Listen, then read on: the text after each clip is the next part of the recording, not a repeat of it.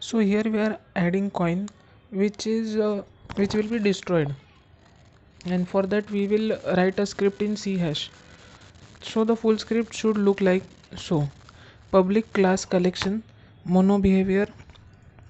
So this is for initialization. So in comments we are writing use this for initialization. Now void start update is called once per frame.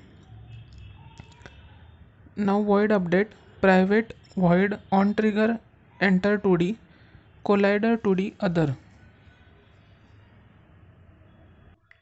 If other dot tag is equal to player, destroy game object. In pseudocode, this is saying when something comes into contact with the 2D collider, if that thing has the tag player self destruct, as you may have already guessed, that means we now also need to hop into Unity and add that tag to query. Select query and then find the tag option at top of the inspector. So here we are adding that destroy tag to our game character also. Finally, do not forget to attach the collect coin script to your coins. Do this by clicking add component scripts collect coin. What if we want to create some hazards? In that case we could do the precise same thing, except we had want to move our player back to the starting position or possibly end the game. Now add the sprite and make a prefab just as you have done before. Remember to set the pixels per unit and then add a polygon collider. So for more precise collision, we can add a polygon collider.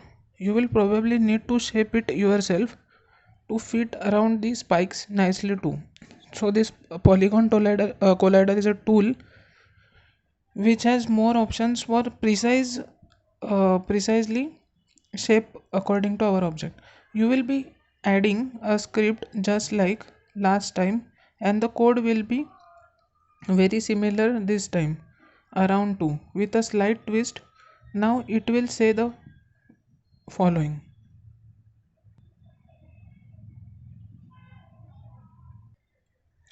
So so this is script for adding a collider to player, that is a main character. Public class hazards mono behavior, public player use this for initialization. Now void start player is equal to find object of type player, update is called once per frame. Private void on trigger 2D collider 2D other. If other dot tag is equal to player dot transform dot position is equal to new vector 2 minus 6 8. Attach this script component to the spikes prefab. Remember to tick each trigger and then you are good to go. This script works very similarly to last one, except instead of destroying the game object, we are moving the player. First we have to define what we mean by player,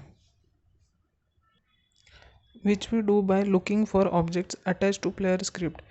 From there we can then change the transform, that is position of the player, to a new vector 2, a coordinate with 2 axes. We are moving the player to position minus 6 8 because that is where query starts out in my scene. Now when you hit play, falling on the spikes should automatically teleport you back to the starting position.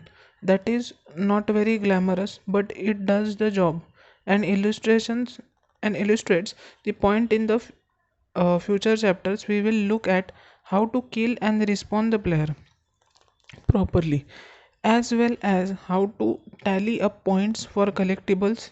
For now, though, this gives a very good idea of how you can use triggers in order to make all kinds of effects work. So that is basically about adding the destroy effect to player and how it goes into first initial level after its destruction.